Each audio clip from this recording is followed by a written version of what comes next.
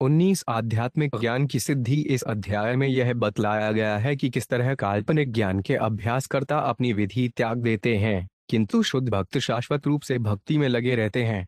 साथ ही योगियों के यम इत्यादि अभ्यासों का भी वर्णन किया गया है। भगवान श्री कृष्ण ने उद्धव से कहा, जो वास्तव में ज्ञानी है, जो आत्मा के सत्य को जानता है और दिव्य अंतर्दृष्टि रखता है, वे संसार के द्वैतों को तथा भोग के समर्थक तथा कथित ज्ञान का बहिष्कार कर देता है। वह अपने को सबके स्वामी भगवान को तुष्ट करने के प्रयास में लगाता है। यही शुद्ध भक्ति योग है। यद्यपि मंत्रों के उच्चारण जैसे सामान्य पवित्र कार्य से दिव्य ज्ञान बढ़कर है, किंतु शुद्ध भक्ति ज्ञान से भी बढ़कर है। इसके बाद जब श्री उद्धव ने अनुरोध किया कि भगवान कृष्ण उन्हें दिव्य ज्ञान तथा भक्ति के विषय में विस्तार से बतलाएं, तो भगवान ने वही उपदेश कह सुनाए जिन्हें परम वैष्णव भीष्मदेव ने कुरुक्षेत्र युद्ध के अवसर पर श्री युधिष्ठिर को इन्हीं विषयों पर दिया था।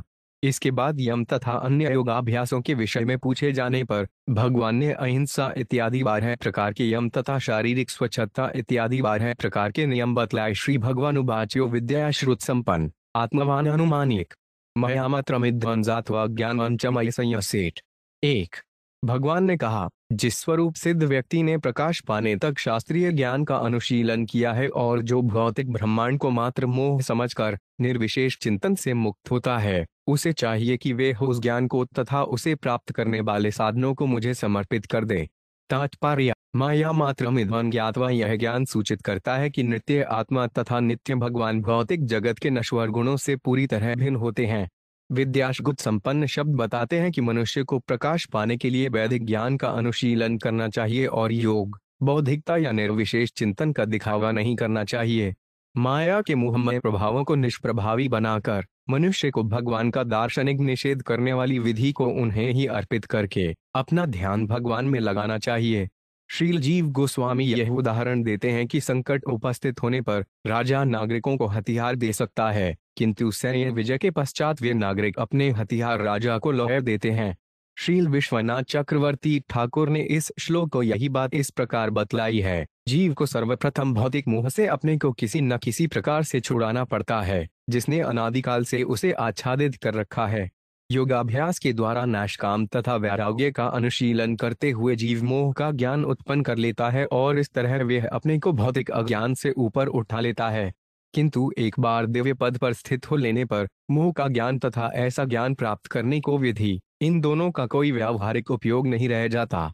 श्रील विश्वनाथ चक्रवर्ती ठाकुर उदाहरण देते हैं कि मनुष्य को सांप या सिंह का भूत सता सकता है। जब तक मनुष्य वशीभूत रहकर सोचता है कि मैं सांप हूं या मैं सिंह हूं, तब तक रत्न, मंत्र, जड़ी बूटी द्वारा भूत प्रेत के प्रभाव को दूर करने के प्रयास होते रहते हैं। किंतु ऐसे भूत प्रेत के प्रभाव से मुक्त हो जाने पर वही व्यक्ति सोचता है मैं अमुक हूँ, अमुक का पुत्र हूँ, और वह अपने पहले स्वभाव पर लौट आता है। उस समय रल, मंत्र, जड़ी बूटी इत्यादि का कोई महत्व नहीं रह जाता। इस तरह इस श्लोक में विद्या शब्द उस ज्ञान को बताता है जिसे दार्शनिक विश्लेषण, योग, तप तथा वैराग्य से प्राप्त किया जाता है।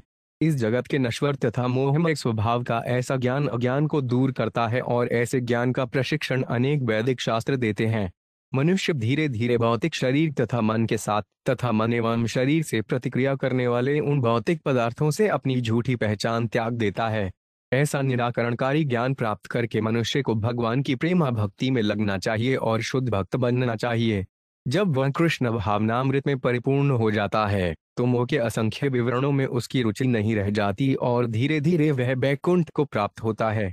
ज्ञानिनस्त्वहमेवेष्ट स्वार्थो हेतुक्ष समतः स्वर्ग सेवाप वर्गश्च नाण्यो 5 थुम महते प्रिय। 2। विद्वान स्वरूप सिद्ध दार्शनिकों के लिए मैं एकमात्र पूजा का लक्ष्य, इच्छित जीवन लक्ष्य, उस लक्ष्य को प्राप्त करने का साधन तथा समस्त ज्ञान का निश्चित मत हूँ। चूंकि मैं उनके सुख का तथा दुख से विमुक्ति का कारण हूँ, अतः ऐसे विद्वान व्यक्ति एकमात्र मुझे ही जीवन का प्रभावशाली उद्देश्य या प्रिय लक्ष्य बनाते हैं। तात्पर्य, पिछले श्लोक में कृष्ण ने कहा है कि मनुष्य को चाहिए कि अंततोगत वह वह ज्ञान जिससे यह जगत मुख्य रूप में देखा जाता है, भगवान को समर्पित कर दे। भौतिक आसक्ति निश्चय ही जीवों के लिए एक समस्या है, क्योंकि वे आत्मा का रोग है। जिस व्यक्ति को खुजली का त्वचा रोग हो जाता है उसे असह्य जख्यों को खुजलाने से क्षणिक राहत मिलती है। यदि वह खुजलाता नहीं तो उसे घोर कष्ट होता है, किंतु खुजलाने से क्षणिक आनंदानुभूति तो होती है। बाद में खुजली के बढ़ने से असह्य कष्ट होता है। वास्तविक सुख खुजली को खुजलाने में नहीं मिलता, अपितु ऐसे रोग से मुक्त होने में है। बद्धजीव अनेक मोहमयी इच्छाओं द्वारा सताए जाते हैं और वे हताशा में अवैध यौन, मांसाहार, जुए तथा नशे जैसी गंदी खुजली से इंद्रियों को तृप्त करना चाहते हैं। वे भौतिक संग, मैत्री तथा प्रेम द्वारा भी राहत पाने का प्रयास करते हैं, किंतु इनका परिणाम असह्य कष्ट ही निकलता है। असली सुख तो भौतिक इच्छा रूपी खुजली के रोग को सदा सदा के लिए दूर निकाल फेंकना है। चूंकि भौतिक इच्छा आत्मा का रोग है, अतएव इसका उपचार करने तथा इसे निकाल फेंकने का ज्ञान प्राप्त करना चाहिए। ऐसे उपचार रूपी ज्ञान की तब तक आवश्यकता रहती है जब तक मनुष्य रुग्ण रहता है, किंतु जब वह पूर्ण स्वस्थ हो जाता है तो ऐसा विशेष चिकित्सा ज्ञान स्वस्थ पुरुष के लिए रुचिकर नहीं रह जाता और वह ऐसा ज्ञान डॉक्टरों के लिए छोड़ सकता है। इसी तरह कृष्ण भावनामृत में बढ़े चढ़े व्यक्ति को सदा अपनी निजी समस्याओं के बारे में न सोचते हुए प्रेम तथा भक्ति के साथ भगवान कृष्ण के विषय में सोचने की आवश्यकता है। पिछले श्लोक में भगवान कृष्ण ने सलाह दी है कि मनुष्य को माया के व्यावहारिक ज्ञान द्वारा निजी समस्याएं दूर कर लेनी चाहिए। ऐसी समस्याओं के निरंतर चिंतन को त्यागने पर मनुष्य ईश्वर का प्रेमी बन सकता है। भगवान कृष्ण निश्चित रूप से अपने प्रत्येक निष्ठावान भक्त का मार्गदर्शन हृदय के भीतर से तथा बाहर से प्रामाणिक गुरुवार द्वारा करते हैं। इस अविवेकी तरह वे अपने निष्ठावान भक्तों को जड़ पदार्थ के प्रति अविवेकी आसक्ति त्यागने का क्रमिक प्रशिक्षण देते हैं। एक बार स्वतंत्र हो जाने पर भक्त वैकुंठ में कृष्ण के साथ अपना सुसंबंध जोड़ लेता है। कोई यह मिथ्या विचार अपने मन में ला सकता है कि जिस तरह प्रगति को किसी अवस्था में माया के व्यावहारिक वैशेषिक ज्ञान के प्रति एकाग्रता छूट जाती है, उसी तरह अन्य अवस्था में वे भगवान कृष्ण की प्रेमा भक्ति भी छोड़ सकता है। ऐसे चिंतन का खंडन करने के लिए ही यहाँ कई तरह से कृष्ण यह कहते हैं कि वे समस्त विद्वान व्यक्तियों के परम नित्य लक्ष्य हैं। निसंदेह इस ब्रह्मांड के भीतर सबसे प्रमुख पंडित चारों कुमार हैं, जो कृष्ण को अपना एकमात्र आराध्य मानते हैं। चूंकि उन्हें पता चल गया कि वे भगवान के नित्य भिन्न अंश हैं, अतएव उन्हें सकाम कर्म तथा ज्ञान में कोई रुचि नहीं रही। भगवान कृष्ण अपने ऐसे निष्ठावान भक्तों को स्वर्गिक आनंद तथा चिंता से मुक्ति कट प्रदान करते हैं, जिन्हें भगवान के अतिरिक्त जीवन में कोई अन्य उद्देश्य या प्रिय वस्तु नहीं है। ज्ञान विज्ञान संसिधा पद श्रेष्ठ विदुर्मम ज्ञानी प्रिय तमो 5 तो में जाने ना सौभ्र भरती माम 3। जिन्होंने दार्शनिक तथा अनुभूत ज्ञान द्वारा पूर्ण सिद्धि प्राप्त कर ली है, वे मेरे चरण कमलों को परम दिव्य वस्तु मानते हैं। इस प्रकार का विद्वान योगी मुझे अत्यंत प्रिय होता है और इस पूर्ण ज्ञान से वे मुझे सुख में धारण किए रखता है। तात्पर्य पद श्रेष्ठ विदुर्मप यह पद निश्चित रूप से निर्विशेषवादियों को संसिद्धा की कोटि से अलग कर देता है। यहाँ भगवान कृष्ण, चारों कुमार, शुक देव गोस्वामी, श्री व्यासदेव, श्रील भक्ति आदि धांत भक्ति सिद्धांत सरस्वती ठाकुर तथा श्रील भक्ति वेदांत स्वामी प्रभुपाद जैसे महान पंडितों का संदर्भ दे रहे हैं। इसी तरह भगवद गीता 17 जुलाई 18 में भगवान कहते हैं, तेषां ज्ञानी नित्य युक्त एक भक्त विशेष्यते प्रियो है ज्ञानिनो उत्यर्थ में सच मम प्रिय। इनमें से जो परम ज्ञानी है और शुद्ध भक्ति में लगा रहता है, वे सर्वश्रेष्ठ है, क्योंकि मैं उसे अत्यंत प्रिय हूँ और वे मुझे प्रिय है। उदा सर्वेवते ज्ञानित्वात्मैव मे मतम आस्थित सही बुक्तात्मा मामेव अनुगते। निसंदेह ये सब उदारचेता व्यक्ति हैं, किंतु जो मेरे ज्ञान को प्राप्त है उसे मैं अपने ही सम्मान मानता हूँ। वह मेरी दिव्य सेवा में तत्पर रहकर मुझे निश्चित रूप से प्राप्त करता है। ज्ञान सच्चाई की प्रामाणिक दार्शनिक एवं वैशेषिक अनुभूति को बताता है, और जब ऐसा ज्ञान चेतना की शुद्धि के द्वारा स्पष्टतया प्राप्त किया जाता है तो परिणाम स्वरूप प्राप्त विशद अनुभव विज्ञान कहलाता है। चिंतन अब तक निर्विशेष ज्ञान कभी भी जीव के हृदय को वस्तुतः शुद्ध नहीं करता, प्रत्युत उसे भगवान की विस्मृति में और गहरा डाल देता है। जिस प्रकार पिता को सदैव अपने पुत्र की शिक्षा पर गर्व रहता है, उसी तरह भगवान कृष्ण गंभीर आध्यात्मिक शिक्षा प्राप्त करने वाले तथा भगवधाम आने की दिशा में प्रगति करने वाले जीवों को देखकर परम सुखी होते हैं। तपस्तीर्थ जपोदान पवितन राणी त्राणी च नाल कुर्वंती ता सिद्धि या ज्ञान कल्याकृता। 4 जो सिद्धि आध्यात्मिक ज्ञान के एक अंश मात्र से उत्पन्न होती है, वे तपस्या करने, तीर्थ स्थानों में जाने, मौन प्रार्थना करने, दान देने अथवा अन्य पुण्य कर्मों में लगने से प्राप्त नहीं की जा सकती। तात्पर्य यहाँ पर ज्ञान सूचक है भगवान के परम साम्राज्य की स्पष्ट जानकारी का, और यह ज्ञान भगवान से अभिन्न है। भगवान परम या सर्वोच्च हैं, इसकी पुष्टि पिछले श्लोक में पढ़न श्रेष्ठ विदुर सम द्वारा ही हो जाती है। कोई चाहे यज्ञ करे या गर्वित भाव से अथवा भौतिक स्वार्थ से तीर्थ स्थानों में जाए, चाहे वे ईश्वर की प्रार्थना करें, दान दे या बाह्य दिखावटी रूप से अथवा आसुरी मनोवृत्ति से अन्य पुण्य कर्म करे, किंतु भगवान कृष्ण की श्रेष्ठता का ज्ञान वैकुंठ से ठोस संबंध बनाता है और इस शुद्ध ज्ञान का अनुसरण करते रहने से मनुष्य वैकुंठ लोक जाता है। तस्माज्ञानेन सहितं जात्वा स्वात्मान मुद्धव ज्ञान विज्ञान संपन्नो भजमा भक्ति भाव तय। 75। इसलिए हे उद्धव, तुम ज्ञान के द्वारा अपने वास्तविक आत्मा को जानो, तत्पश्चात अपने वैदिक ज्ञान की स्पष्ट अनुभूति से आगे बढ़ते हुए प्रेमा भक्ति भाव से मेरी पूजा करो। तात्पर्य: विज्ञान शब्द से मनुष्य के आदि आध्यात्मिक स्वरूप के अनुभूत ज्ञान का संकेत मिलता है। प्रत्येक जीव का नित्य आध्यात्मिक स्वरूप होता है, जो मूल कृष्ण भावनामृत के जागृत होने तक सुप्त पड़ा रहता है। अपने आध्यात्मिक स्वरूप के ज्ञान के बिना भगवान कृष्ण के प्रति प्रेम का अनुशीलन करना संभव नहीं है। इसीलिए यहाँ पर ज्ञात्वा स्वात्यानय शब्द महत्वपूर्ण है, जो यह सूचित करते हैं कि केवल भगवद्धाम में हर जीव अपने व्यक्तित्व की पूरी शक्ति का अनुभव कर सकता है। ज्ञान विज्ञान मामेष्ठात्मान मात्मनि सर्वज्ञप्ति मां वै संसिद्धि मुनियोडगमन। 6। पुराकाल में बड़े बड़े मुनि वैदिक ज्ञान तथा आध्यात्मिक प्रबुद्धता रूपी यज्ञ के द्वारा यह जानते हुए अपने अंतःकरण में मेरी पूजा करते थे कि मैं ही समस्त यज्ञों का परमेश्वर तथा प्रत्येक हृदय में परमात्मा हूँ। इस तरह मेरे पास आने से इन मुनियों ने परम सिद्धि प्राप्त की। त्वयुद्धवाश्रयति यलविधो विकारो मायांतराप्तति नायक वर्गयोरयत जन्मादेव 5 से अथ यदि तव तस्य किस्युराहमंतयो यद सत्तो 5 थी तदेव मधे। 7। हे उद्धव, प्रकृति के 3 गुणों से निर्मित भौतिक शरीर तथा मन तुमसे लिपटे रहते हैं, किंतु वास्तव में वे माया हैं, क्योंकि वे वर्तमान काल में ही प्रकट होते हैं। इनका कोई आदि या अंत नहीं है। इसलिए यह कैसे संभव हो सकता है कि शरीर की विभिन्न अवस्थाएं यथा जन्म, वृद्धि, प्रजनन, पालन, जरा तथा मृत्यु तुम्हारी नित्य आत्मा से कोई संबंध रखते हो? इन अवस्थाओं का संबंध एकमात्र भौतिक देह से है, जिसका न तो इसके पूर्व अस्तित्व था और न रहेगा। शरीर केवल वर्तमान काल में ही रहता है। तात्पर्य: यह दृष्टांत दिया जाता है कि जंगल में विचरण करने वाला व्यक्ति किसी रस्सी को देखकर उसे सर्प समझ बैठता है। ऐसी अनुभूति माया या मोह है, यद्यपि रस्सी का अस्तित्व है और अन्य स्थान पर सर्प भी रहता है। इसलिए माया एक वस्तु की दूसरी वस्तु से मिथ्या पहचान को बताती है। भौतिक शरीर अल्पकाल तक रहता है और तब अदृश्य हो जाता है। शरीर न तो भूतकाल में था और न भविष्य में रहेगा। वह तथाकथित वर्तमान काल में क्षणिक अस्तित्व का भोग करता है। यदि हम झूठे ही अपने को भौतिक शरीर या मन मान बैठें, तो हम माया को जन्म देते हैं। जो व्यक्ति अपनी पहचान अमरीकी, रूसी, चीनी, मैक्सिकन, गोरा या काला, स्त्री या पुरुष, साम्यवादी या पूंजीवादी के रूप में करता है और ऐसी उपाधियों को स्थायी पहचान मान लेता है, वह निश्चित रूप से माया में फंसा होता है। उसकी तुलना उस सुप्त व्यक्ति से की जा सकती है, जो स्वप्न में अपने को भिन्न शरीर में कार्यशील देखता है। पिछले श्लोक में भगवान कृष्ण ने उद्धव को बतलाया था कि आध्यात्मिक ज्ञान सर्वोच्च सिद्धि पाने का साधन है, और अब वे ऐसे ज्ञान का खुलकर वर्णन कर रहे हैं।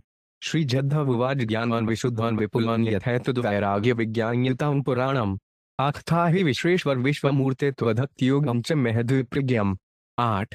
श्री उद्धव ने कहा, हे ब्रह्मांड के स्वामी, हे ब्रह्मांड स्वरूप, कृपा करके मुझे ज्ञान की वह विधि बतलाइए जो स्वत, विरक्ति तथा सत्य की प्रत्यक्ष अनुभूति लाने वाली है, जो दिव्य है और महान आध्यात्मिक दार्शनिकों में परंपरा से चली आ रही है।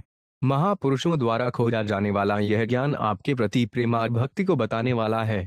तात्पर्य: जो लोग संसार के अंधकार को पार करने में सक्षम हैं, वे महतर्थात महापुरुष कहलाते हैं। ऐसे महापुरुषों को गौण वस्तुएं यथा विश्व चेतना या विश्व निर्मन भगवान की प्रेमा भक्ति से विपत नहीं कर पाते। श्री उद्धव वे शाश्वत धर्म ज्ञान सुनने के इच्छुक हैं, जो सभी महापुरुषों के परंपरागत लक्ष्य हैं। तापत्रयणाभिहत से घोरे संतप्यमान से भवाध्वनीश पश्यामि नायच्छरणन्तवाढघि इंदात पत्रादमृताभिवर्षात्। 9। हे प्रभु, जो व्यक्ति जन्म तथा मृत्यु के घोर मार्ग में सताया जा रहा है और तीनों तापों से निरंतर अभिभूत रहता है, उसके लिए मुझे आपके 2 चरण कमलों के अतिरिक्त अन्य कोई संभव आश्रय नहीं दिख रहा। ये उस सुखदायक छाते के तुल्य हैं, जो स्वादिष्ट अमृत की वर्षा करता है।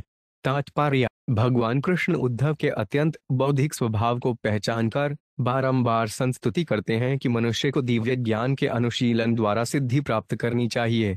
किंतु भगवान ने यह भी स्पष्ट दिखलाया है कि ऐसे ज्ञान से मनुष्य को भगवान की प्रेमा भक्ति तक पहुंचना चाहिए, अन्यथा वे व्यर्थ है।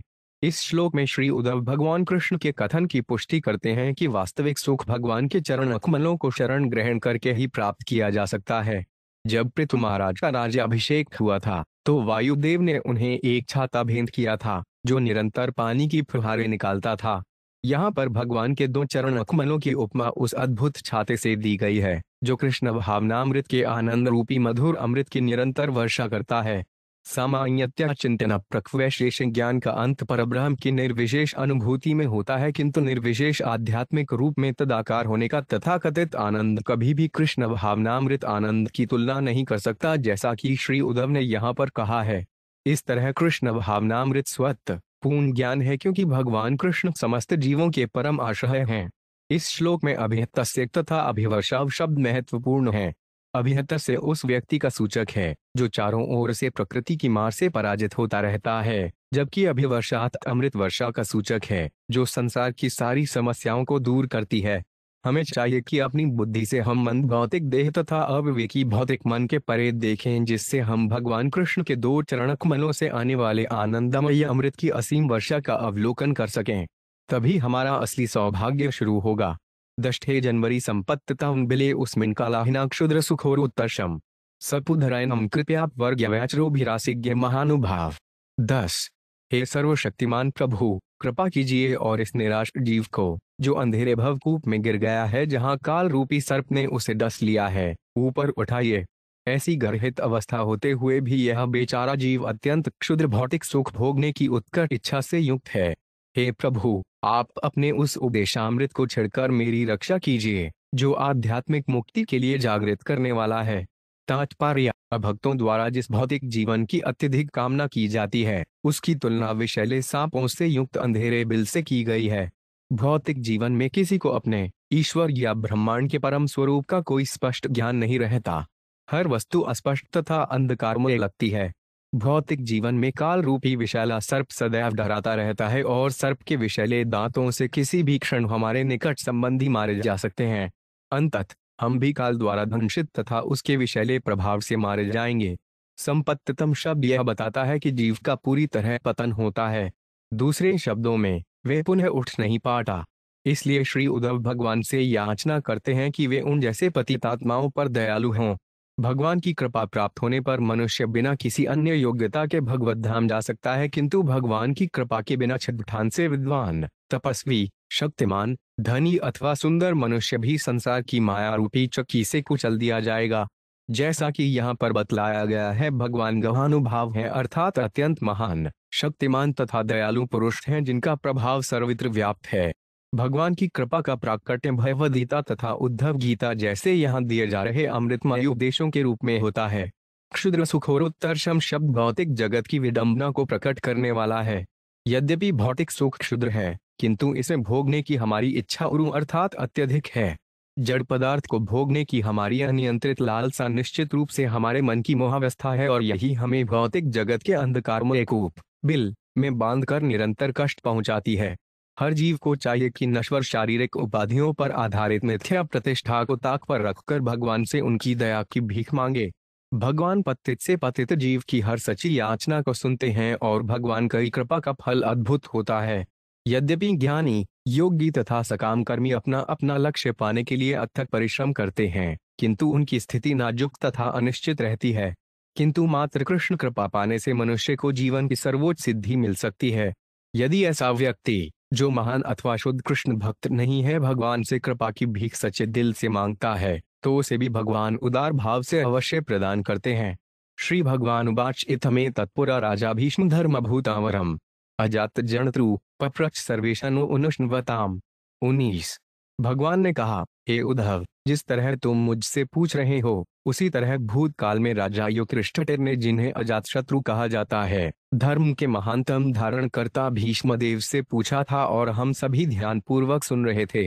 निवृत्ते भारते युद्धे सहनृदन विहलाय श्रुत्वा धर्मान बाहुयश्चान मोक्ष धर्मान पच्छत। 12। जब कुरुक्षेत्र का महान युद्ध समाप्त हो गया तो राजा युधिष्ठिर अपने प्रिय हितैषियों की मृत्यु से विहल थे।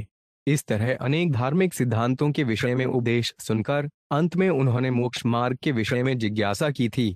तान हन्ते उभिथास्यामि देववतम खाछोतान ज्ञान वैराग्य विज्ञान श्रद्धा भक्ति उपबृंहितानु। 13। अब मैं तुमसे भीष्मदेव के मुख से सुने वैदिक ज्ञान, विरक्ति, आत्म अनुभूति, श्रद्धा तथा भक्ति के उन धार्मिक सिद्धांतों का वर्णन करूंगा। नवैकादश पचत्रीन भावान भूतेषु येन वै ईक्षे ताथाइकमतेषु उत्तज्जानमम निश्चितम। 14। मैं स्वयं उस ज्ञान को निश्चित करता हूँ जिससे मनुष्य सारे जीवों में 9, 11, 5 तथा 3 तत्वों का समेल देखता है और अंत में इन 22 तत्वों के भीतर केवल एक तत्व देखता है। तात्पर्य 9 तत्व हैं: भौतिक प्रकृति, जीव, महत तत्व, मिथ्या अहंकार तथा 5 इंद्रिय विषय यथा ध्वनि, स्पर्श, रूप, स्वाद तथा गंध। 11 तत्व हैं: 5 कर्मेंद्रियां, वाणी, हाथ, पांव, गुदा तथा प्रजननांग तथा 5 ज्ञानेंद्रियां, कान, स्पर्श, आंखें, जीभ तथा नथुने एवं सब में समन्वय स्थापित करने वाला मन। 5 तत्व हैं: पृथ्वी, जल, अग्नि, वायु तथा आकाश। 3 तत्व हैं: प्रकृति के 3 गुण, सत्तो, रजो तथा तमोगुण। शक्तिमान ब्रह्मा से लेकर क्षुद्र तृण तक सारे जीवों के शरीर इन्हीं 28 तत्वों से बने होते हैं। इन 28 तत्वों के भीतर एक तत्व परमात्मा है, जो भौतिक तथा आध्यात्मिक जगतों के भीतर समाया हुआ है। यह तो आसानी से समझ में आ जाता है कि भौतिक ब्रह्मांड असंख्य कारणों तथा कार्यों से बना है।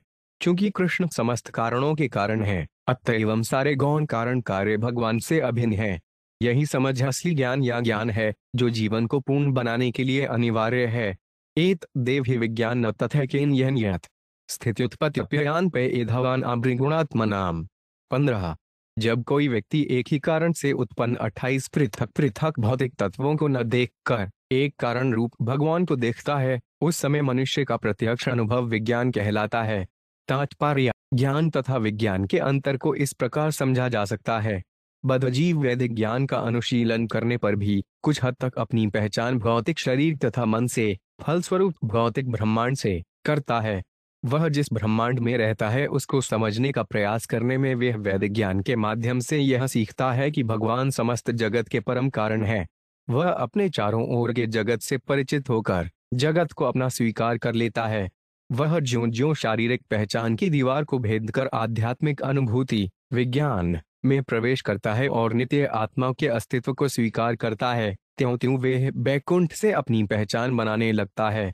तब उसकी रुचि भगवान में भौतिक जगत की व्याख्या के रूप में नहीं रह जाती, प्रत्युत वह अपनी संपूर्ण चेतना को पुनर्व्यवस्थित करने लगता है, जिससे उसके ध्यान का केंद्र बिंदु भगवान बन जाता है। ऐसी पुनर्व्यवस्था इसलिए आवश्यक है क्योंकि भगवान हर वस्तु के वास्तविक केंद्र तथा कारण है। इस तरह विज्ञान की अवस्था को प्राप्त व्यक्ति भगवान को न केवल भौतिक जगत के सृष्टा अपितु परम पुरुष के रूप में अनुभव करता है, जो अपने ही शाश्वत परिवेश में आनंद पूर्वक स्थित हैं।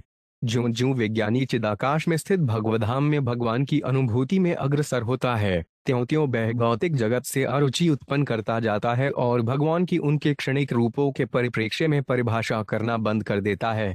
विज्ञानी उन वस्तुओं के प्रति आकृष्ट नहीं होता जो सूजित होती हैं, पालित होती हैं और अंत में विनष्ट हो जाती हैं।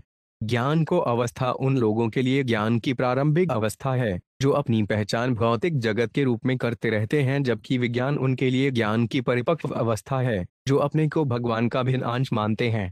आदावत्ते चर मध्य च सुज्ञात सूर्य बनव्यात पुनस्तत् प्रति सड़क्रामे यशिषित तदेव सत। 16। आदि, अंत तथा मध्य, ये 3 अवस्थाएं हैं भौतिक सुरिष्ठ की। जो इन सारी भौतिक अवस्थाओं में एक सृजन आदि से दूसरे सृजन अंत तक साथ साथ लगा रहता है, और जब सारी अवस्थाओं का प्रलय हो जाता है तो भी जो अकेला बचता है वही एक शाश्वत बचत है। तात्पर्य भगवान यहाँ पर पुनः कहते हैं कि एक भगवान ही असीम भौतिक विविधता के आधार हैं। भौतिक क्रियाशीलता कार्य कारण की श्रृंखला है, जिससे असंख्य वस्तुएं उत्पन्न होती हैं। कोई एक भौतिक कार्य बाद में कारण में बदल जाता है, और जब कारण अवस्था समाप्त हो जाती है तो कार्य लुप्त हो जाता है। अग्नि ईंधन को जलाकर राख कर देती है, और जब अग्नि का कारण समाप्त हो जाता है तो पिछले कारण की कार्य रूप अग्नि भी समाप्त हो जाती है। सीधी सी बात यह है कि भगवान की परम शक्ति से ही सारी वस्तुएं सृजित, पालित और विनष्ट होती हैं। और जब कार्य कारण का संपूर्ण क्षेत्र हट जाता है, जिससे कार्य कारण संबंध समाप्त हो जाता है, तो भगवान अपने धाम में ही रहते जाते हैं। इसलिए कारण स्वरूप होते हुए भी असंख्य वस्तुएं परम कारण नहीं होती, केवल भगवान ही परम कारण है। इसी तरह भौतिक वस्तुएं विद्यमान रहकर भी सदैव विद्यमान नहीं रहती, एकमात्र भगवान का ही चरम अस्तित्व होता है। भगवान के चरम पद को ज्ञान द्वारा समझना चाहिए। श्रुति प्रत्यक्षमत्यहानुमानवं चतुष्टयम् प्रमाणेष्वन्वस्थानाद्विकल्पात् स्विरज्यते। 97। वैदिक ज्ञान, प्रत्यक्ष अनुभव, परंपरागत विद्या, इतिहास तथा तार्किक अनुमान, इन 4 प्रकार के प्रमाणों से मनुष्य भौतिक जगत की अस्थिर दशा को समझकर इस जगत के द्वैत से विरक्त हो जाता है। तात्पर्य: श्रुति अर्थात वैदिक वाङ्मय में स्पष्ट कहा गया है कि हर वस्तु का उद्भव परब्रह्म से होता है, उन्हीं के द्वारा उसका पालन होता है और अंत में उन्हीं में लय हो जाता है। इसी तरह प्रत्यक्ष अनुभव से हम महान साम्राज्यों, शहरों, इमारतों, शरीरों इत्यादि के सूजन तथा संहार को देख सकते हैं। इतना ही नहीं, परंपरागत विद्या विश्व के लोगों को चेतावनी देती रहती है कि इस जगत की वस्तुएं टिकाऊ नहीं हैं। अनुमान द्वारा हम इस निष्कर्ष पर पहुंचते हैं कि इस जगत में कुछ भी स्थायी नहीं है। भौतिक इंद्रिय तृप्ति स्वर्गलोक के उच्चतम जीवन स्तर से लेकर घोर नरक की निम्नतम परिस्थितियों तक सदैव अस्थिर है और किसी भी क्षण समाप्त हो सकती है। इसलिए मनुष्य को क्या राग उत्पन्न करना चाहिए, जैसा कि यहाँ पर कहा गया है। इस श्लोक का दूसरा अर्थ है कि यहाँ पर उद्धृत 4 प्रकार के प्रमाण सर्वोच्च सत्य के वर्णन में विरोध मूलक, परस्पर विरोध मूलक हैं। इसलिए मनुष्य को संसारी द्वैत से विरक्त हो जाना चाहिए, जिसमें भौतिक जगत से संबद्ध वेदांश भी हैं। इसके बदले में उसे भगवान को असली अधिकारी स्वीकार करना चाहिए। श्रीमद् भागवत तथा भगवद गीता दोनों में भगवान कृष्ण स्वयं बोल रहे हैं, इसलिए सांसारिक तर्क की स्पर्धात्मक पद्धति के भ्रामिक जाल में उलझने की आवश्यकता नहीं है। वह साक्षात परब्रह्म से सीधे सुनकर पूर्ण ज्ञान प्राप्त कर सकता है। तब वह ज्ञान की निम्न प्रणाली से विरक्त हो जाता है, जो उसे भौतिक मानसिक पद पर भटकाता रहता है। कर्मणा परिणामित्वादाभिर्व्यामड्लम विपश्यन्नश्वरन् पश्येद दृष्टमपि दष्टवत्। 18। बुद्धिमान पुरुष यह समझे कि कोई भी भौतिक कर्म निरंतर परिवर्तित होता रहता है, यहाँ तक कि ब्रह्मलोक में भी केवल दुख ही दुख है। निसंदेह बुद्धिमान व्यक्ति यह समझ सकता है कि जिस तरह सारी दृश्य वस्तुएं क्षणिक हैं, उसी तरह ब्रह्मांड के भीतर सारी वस्तुओं का आदि और अंत है। तात्पर्य: अचनम शब्द इस ब्रह्मांड में उच्चतर लोकों में प्राप्य दैवी जीवन का सूचक है। ऐसा दैवी परिवेश वास्तव में पृथ्वी लोक में अनुभव नहीं किया जाता, यद्यपि वैदिक वाङ्मय में इनका वर्णन है। यह तर्क किया जा सकता है कि वेदों के कर्मकांड विभाग में भौतिक स्वर्ग जाने की संस्तुति है, और यद्यपि वहां पर प्राप्य सुख शाश्वत नहीं है, किंतु कुछ काल तक जीवन भोग तो किया जा सकता है। फिर भी भगवान कृष्ण यहाँ बतलाते हैं कि ब्रह्मलोक में भी, जो स्वर्गलोक से उच्चतर है, कोई सुख नहीं है। उच्च लोकों में भी स्पर्धा, ईर्ष्या, क्षोभ, शोक तथा अंततोगत्वा मृत्यु है। भक्ति योग पुरैवोक्त प्रियमाणाय ते नघ पुनश्च कथयिष्यामि मधक्ते कारण पर। 19। हे निष्पाप उद्धव, चौंकि तुम मुझे चाहते हो, इसलिए मैं पहले ही तुम्हें भक्ति की विधि बतला चुका हूँ। अब मैं तुमसे पुनः अपनी प्रेमा भक्ति पाने की श्रेष्ठ विधि बतलाऊंगा। तात्पर्य: यद्यपि भगवान कृष्ण श्री उद्धव से पहले ही भक्ति योग बतला चुके थे, किंतु उद्धव उससे तुष्ट नहीं है, क्योंकि वे कृष्ण से प्रेम करते हैं। भगवान से प्रेम करने वाला व्यक्ति वैदिक कर्तव्यों तथा वैशेषिक दर्शन के वर्णनों से मिली जुली भक्ति की विवेचनाओं से पूरी तरह तृप्त नहीं हो सकता। चेतनता की चरम अवस्था शुद्ध कृष्ण प्रेम है, और जिसे कृष्ण की लत लगी हो, वह ऐसे विषयों के अमृत का निरंतर पान करना चाहता है। भगवान कृष्ण ने मानव सभ्यता के अनेक पक्षों का व्यापक सर्वेक्षण प्रस्तुत किया है, जिसमें वर्णाश्रम प्रणाली, पदार्थ एवं आत्मा का अंतर तथा इंद्रिय तृप्ति का परित्याग इत्यादि सम्मिलित हैं। अब उद्धव भगवान कृष्ण की शुद्ध भक्ति के विषय में सुनने के लिए विशेष रूप से लालायित हैं, और भगवान इसी विषय की ओर मुद्दते हैं। श्रद्धामृत कथाया में शश्वन मधु कीर्तनम परिनिष्ठाक्ष पूजाया स्तुतिभिस्तवनम। 20। आद्रह परिज्ञर्याया स वाड्रैर्भिवंदनम मधक्त पूजा भेदिका सर्वभूतेषु मन्मति। 21। मदर्थस्वर चेष्टाचरव सामद्गुणैरणम मयर्पणवंचरम नस सर्वकाम विवर्जनम। 22। मदथे चार्थ प्रत्यागो भोगस्त च सुखस्य च इष्ट दत्तहुताउन जप्ताउन मदर्थ यद्विताउन तप्पे। 23। एवं धर्मर मनुष्याणाम उद्वात्मनिवेदिनाम मयि सज्ञायते भक्ति को 5 यो 3 रुथरो 5 स्थाव शिष्यते। 24। मेरी लीलाओं की आनंदमी कथाओं में दृढ़ विश्वास, मेरी महिमा का निरंतर कीर्तन, मेरी नियमित पूजा में गहन आसक्ति, सुंदर स्तुतियों से मेरी प्रशंसा करना, मेरी भक्ति का समादर, साष्टांग नमस्कार, मेरे भक्तों की उत्तम पूजा, सारे जीवों में मेरी चेतना का ज्ञान, सामान्य शारीरिक कार्यों को मेरी भक्ति में अर्पण, मेरे गुणों का वर्णन करने के लिए वाणी का प्रयोग, मुझे अपना मन अर्पित करना, समस्त भौतिक इच्छाओं का बहिष्कार, मेरी भक्ति के लिए संपत्ति का परित्याग, भौतिक इंद्रिय तृप्ति तथा सुख का परित्याग तथा मुझे पाने के उद्देश्य से ध्यान, यज्ञ, कीर्तन, व्रत, तपस्या इत्यादि वांछित कार्यों को संपन्न करना, ये वास्तविक धार्मिक सिद्धांत हैं जिनसे मेरे शरणागत हुए लोग स्वतः मेरे प्रति प्रेम उत्पन्न कर लेते हैं। तो फिर मेरे भक्त के लिए कौन सा अन्य उद्देश्य या लक्ष्य शेष रह जाता है? तात्पर्य: इस श्लोक में मद्भक्त पूजा अभ्यधिका शब्द महत्वपूर्ण है। अभ्यधिका उत्तम कोटि का सूचक है। भगवान उनसे अत्यधिक तुष्ट रहते हैं जो उनके शुद्ध भक्तों की पूजा करते हैं और वे उन्हें तदनुसार फल देते हैं। भगवान द्वारा अपने शुद्ध भक्तों के उदार मूल्यांकन के कारण शुद्ध भक्तों की पूजा को साक्षात भगवान की पूजा से श्रेष्ठ बताया गया है। मदर्थश्व को चेष्टा शब्द यह बताते हैं कि दांत साफ करना, स्नान करना, भोजन करना इत्यादि सामान्य शारीरिक कार्य भक्ति रूप में भगवान को अर्पित करने चाहिए। वच समद गुणेरण्य सूचित करते हैं कि चाहे भोंडी भाषा में या विद्वतापूर्ण कवि स्वर में हो, भगवान को महिमा का वर्णन होना चाहिए। मदर्थ अर्थ परित्याग शब्द सूचित करते हैं कि मनुष्य को अपना धन भगवान की महिमा व्यक्त करने वाले उत्सवों में खर्च करना चाहिए, यथा रथ यात्रा, जन्माष्टमी तथा गौर पूर्णिमा में। यही नहीं, यहाँ यह भी आदेश है कि मनुष्य अपना धन अपने गुरुवार तथा अन्य वैष्णवों के मिशन में सहायता पहुंचाने के लिए खर्च करें। जो धन भगवान की सेवा में ठीक से उपयोग में नहीं लाया जा सकता और इस तरह घविमल चेतना में व्यवधान बनता है, उसका सर्वथा परित्याग कर देना चाहिए। भोगस्य शब्द यौन भोग इत्यादि इंद्रिय तृप्ति का द्योतक है और सुखस्य भावात्मक भौतिक सुख यथा अत्यधिक पारिवारिक आसक्ति का। दत्तुतम शब्द सूचित करते हैं कि ब्राह्मणों तथा वैष्णवों को थी में तैयार उत्तम भोजन प्रदान किया जाए। मनुष्य को चाहिए कि प्रामाणिक यज्ञ अग्नि में स्वाहा उच्चारण के साथ अन्न तथा घृत डाले।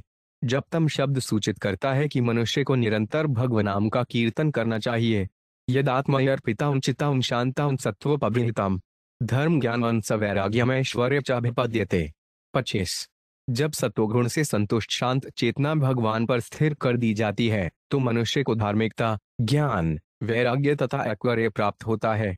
तात्पर्य: हर वस्तु को भगवान की सेवा के लिए चाहते हुए और अपने लिए कुछ भी न चाहते हुए शुद्ध भक्त शांत बन जाता है।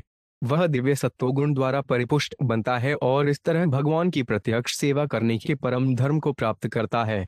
वह भगवान के स्वरूप तथा अपने आध्यात्मिक शरीर, भौतिक शुद्धता तथा पाप से वैराग्य तथा वैकुंठ के ऐश्वर्य का ज्ञान भी प्राप्त कर लेता है। किंतु जो भगवान का शुद्ध भक्त नहीं होता तदपि जिसकी भक्ति योग के प्रति आकर्षण से मिश्रित होती है, वह सतोगुण द्वारा परिपुष्ट होता है। वह भगवान का ध्यान करके धर्म, ज्ञान तथा वैराग्य के कम महत्वपूर्ण फल प्राप्त करता है।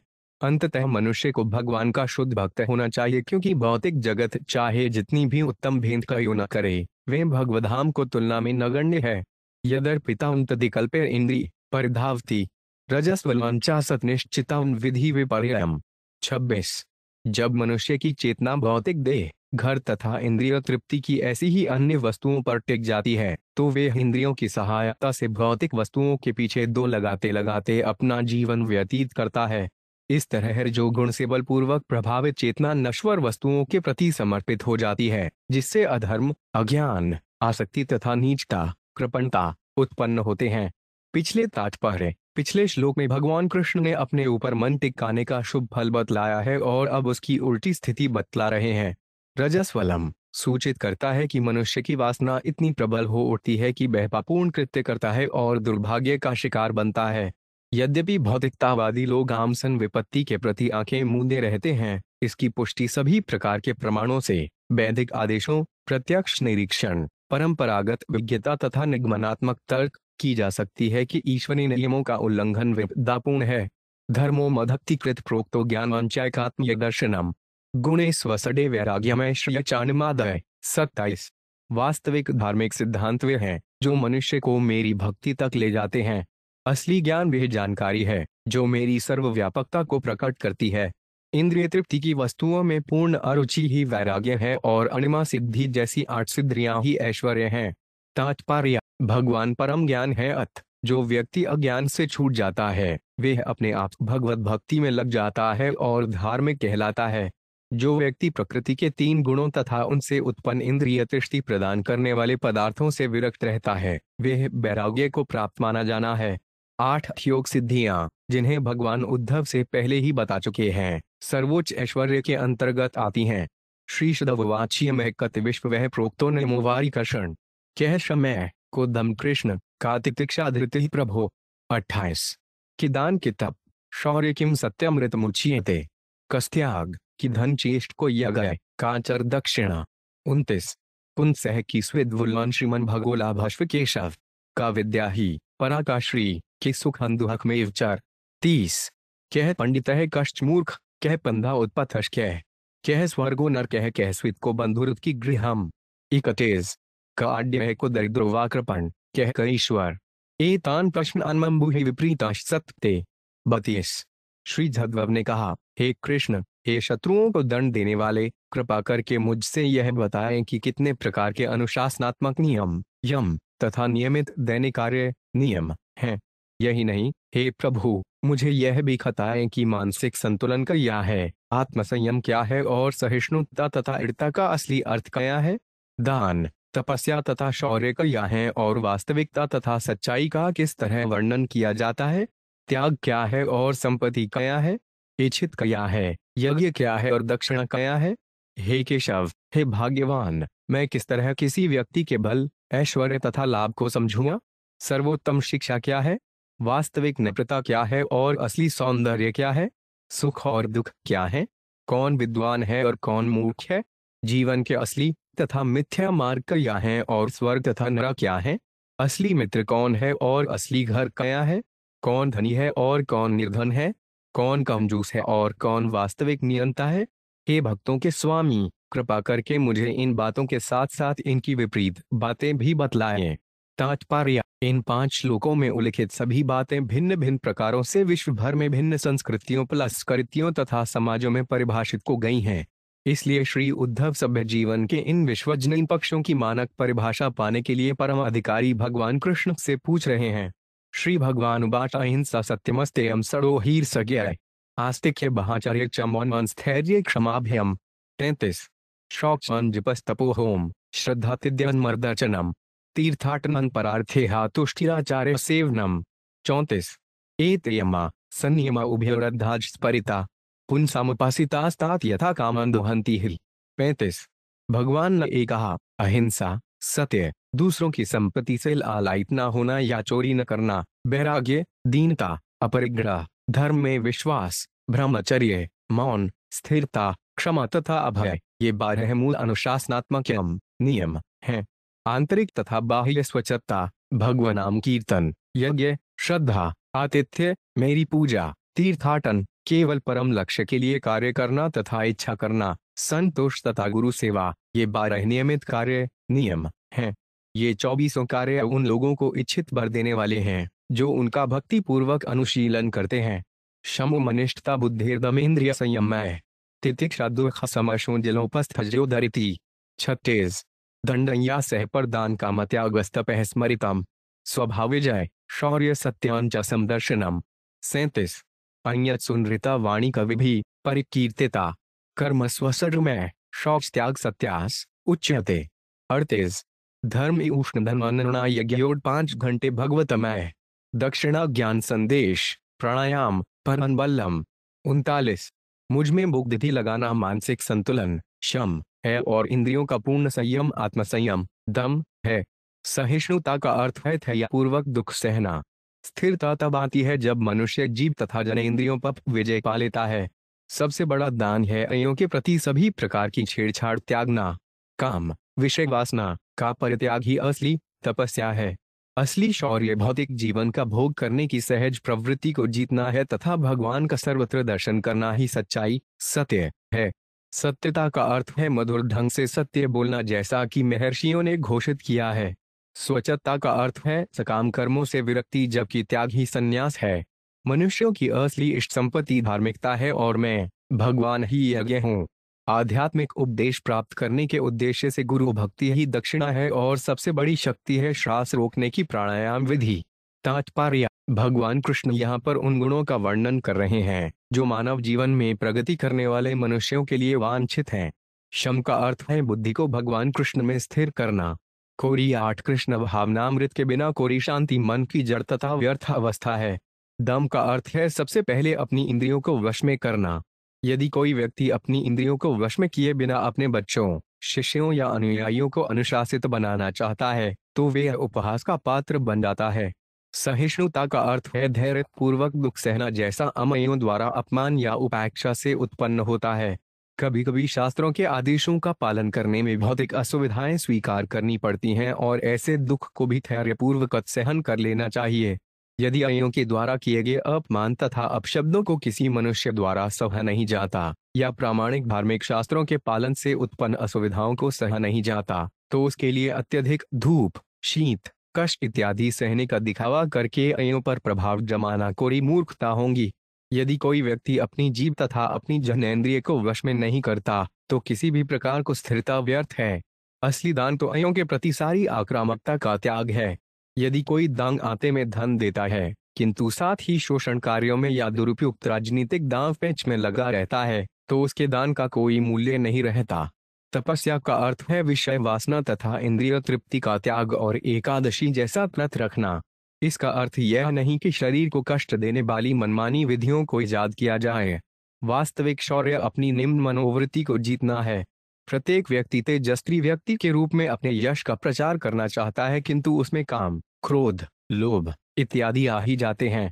इसलिए यदि कोई व्यक्ति रजो तथा तमोगुणों छोटी छोटी से उत्पन्न इन छोटी छोटी बुराइयों को जीत सकता है तो वे उनकी तुलना में बड़ा वीर है जो कपट तथा हिंसा द्वारा केवल अपने राजनीतिक विपक्षियों को नष्ट कर देते हैं।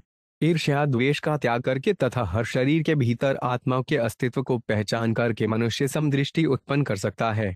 यह मनोवृत्ति परमेश्वर को प्रसन्न करती है और तब वे अपने को प्रकट करते हैं जिससे मनुष्य की समदृष्टि की पुष्टि होती है। विद्यमान वस्तुओं का मात्र वर्णन करना सच्चाई की अनुभूति नहीं है। उसे सारे जीवों तथा सारी परिस्थितियों को सही आध्यात्मिक समता को भी देखना चाहिए। सत्य का अर्थ है मधुर ढंग से बोलना जिससे लाभकारी प्रभाव पड़े। यदि सच्चाई के नाम पर अन्यों के दोषों पर उंगली उठाता है तो ऐसा छिद्रान्वेषण संत पुरुषों को पसंद नहीं आता। प्रामाणिक गुरुवार सत्य का भाषण इस तरह करता है कि लोग आध्यात्मिक पद तक उठ सकें। सत्य की यह कला सीखनी चाहिए। यदि कोई व्यक्ति भौतिक वस्तुओं में आसक्त रहता है तो उसका शरीर तथा मन सदैव दूषित रहते हैं। अतएव स्वच्छता का अर्थ है भौतिक आसक्ति को त्याग देना, न कि केवल जल से शरीर की त्वचा को बार बार धोना। असली त्याग तो अपने संबंधियों तथा पत्नी के ऊपर अपनी झूठी स्वामित्व भावना को त्यागना है, मात्र भौतिक वस्तुओं को त्यागना नहीं। असली संपत्ति धर्ममय होना है।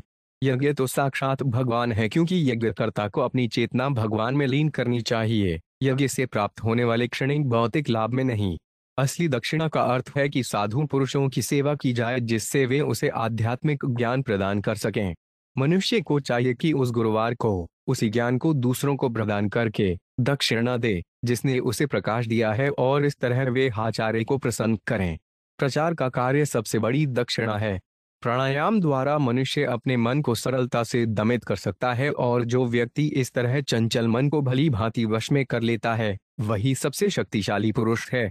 भगोम ऐश्वरो भावो लाभो मदक्तिरुत्तम विद्यात्मनि भिदाबाधो जुगुप्साहीर कर्मसु श्री गुणानैरप्रेक्ष्याद्या सुखं दुःखैखात्य 40 दुख काम सुखापेक्षा पंडितो बंधमोक्षवेत मूर्खो देहादेहं देह पंथा मनिगम स्पुतः 41 उत्पत्तिशित विषिप स्वर्ग सत्य गुणोदय नरकस्तमुतनाहो बंधुर्गुरुर्हंस 42 गुहाम शरीर मानुष्यम गुणाद्यो हाठे उच्यते दरिद्रो यस्त्व संतुष्ट कृपणो योजितेन्द्रिय 43 गुणेश्व सक्तधीरिशो गुण सड़ो विपर्यय एत उद्धव ते प्रश्ना सर्वे साधु निरूपिता 44 कि वर्णितेन बाहुना लक्षण गुण दोषो शिरदोषो गुणस्त्रिवर्जित 45 वास्तविक ऐश्वर्य भगवान के रूप में मेरा निजी स्वभाव है जिसके माध्यम से मैं 6 असीम ऐश्वर्यों को प्रकट करता हूँ।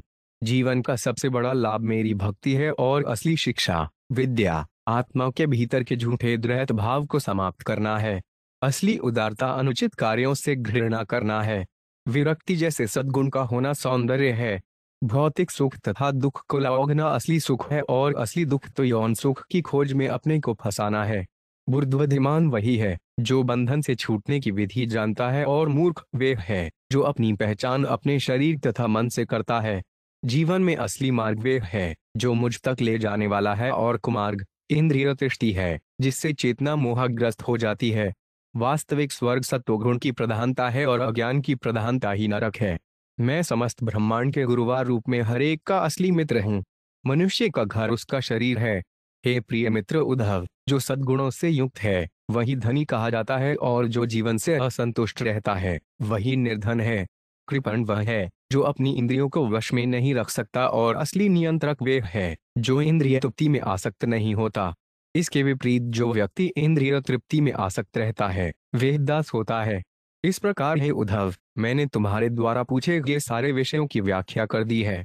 इन सद्गुणों तथा दुर्गुणों की अधिक विशद व्याख्या की आवश्यकता नहीं है क्योंकि निरंतर गुण तथा दोषों को देखना स्वयं में एक दुर्गुण है।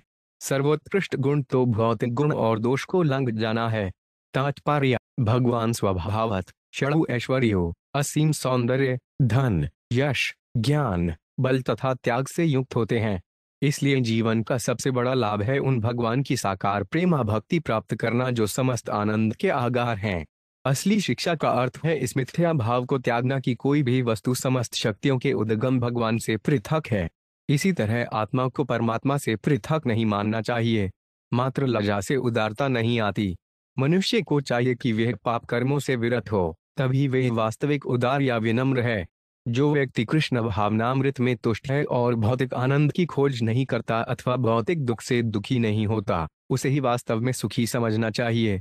सबसे कृपण व्यक्ति वे है जो यौन सुख में लिप्त रहता है और पंडित वे है जो ऐसे भौतिक बंधन से छूटने की विधि जानता है। मूर्ख वह है जो भगवान से अपनी नित्य मित्रता त्याग कर अपनी पहचान शरीर मन समाज जाति परिवार से करता है। जीवन का असली मार्ग अंतर्राज्यीय सड़कें या कांटों और कीचड़ से रहित रास्ता नहीं है। यह वही मार्ग है जो भगवान की ओर ले जाता है। जीवन का गलत मार्ग केवल चोर उचकों अथवा चुंगी के फाटकों से युक्त सड़क नहीं होता। यह वही मार्ग है जो भौतिक इंद्रिय तृप्ति के नितांत ऊहापोह तक ले जाता है। स्वर्ग वह है जिसमें सत्वगुण की प्रधानता रहती है। यह इंद्रलोक नहीं है जहाँ रजों तथा तमोगुण कभी कभी स्वर्गिक वातावरण को क्षुब्ध कर देते हैं। जहाँ कहीं भी तमोगुण प्रधान होता है वही नरक होता है। वह केवल नरकालोक में नहीं होता जहाँ शिव जी के अनुसार शुद्ध भक्त कृष्ण का चिंतन करके सुखी रहता है। जीवन में हमारा असली मित्र गुरुवार है जो हमें सभी प्रकार के संकटों से बचाता है। सभी गुरुओं में भगवान कृष्ण स्वयं ही जगत गुरु है। भौतिक जीवन में हमारा भौतिक शरीर ही हमारा घर है। ईंट सीमेंट पत्थर लकड़ी से बना घर नहीं। धनी व्यक्ति वह है जिसमें असंख्य सद्गुण पाए जाए। वह बहुत बड़े बैग खाते वाला मनोविकार युक्त मूर्ख नहीं होता। निर्धन वह है जो असंतुष्ट रहता है। जो व्यक्ति अपनी इंद्रियों को वश में नहीं रख सकता वही दयनीय है और दुखी है, जबकि भौतिक जीवन से अपने को विरक्त कर लेने वाला वास्तव में स्वामी या नियंत्रक होता है। वर्तमान समय में यूरोप तथा अन्य देशों में प्रभुसत्ता के अवशेष पाए जाते हैं, किंतु ऐसे तथाकथित राजे रजवाड़े निम्न योनिको आदतें प्रदर्शित करते हैं। असली स्वामी तो वे है जो आध्यात्मिक पद तक पहुंचकर भौतिक जगत को जीत लेता है। जो व्यक्ति भौतिक जीवन में लिप्त है वह यहाँ पर वर्णित सद्गुणों से विपरीत गुण प्रदर्शित करेगा और इस तरह वह जीवन में पीछे जाने का प्रतीक होता है। भगवान अपनी व्याख्या यह कहकर समाप्त करते हैं कि इन अच्छे तथा बुरे गुणों की और अधिक व्याख्या आवश्यक नहीं है। निसंदेह जीवन का उद्देश्य इन गुणों और दोषों को लंघकर शुद्ध कृष्ण भावनामृत के मुक्त पद तक पहुंचना है। इसकी अधिक व्याख्या अगले अध्याय में की जाएगी। इस प्रकार श्रीमद्भागवत के 11वें स्कंद के अंतर्गत आध्यात्मिक ज्ञान की सिद्धि नामक 19वें अध्याय के श्रील भक्ति वेदांत स्वामी प्रभुपाद के विनीत सेवकों द्वारा रचित तात्पर्य पूर्ण हुए।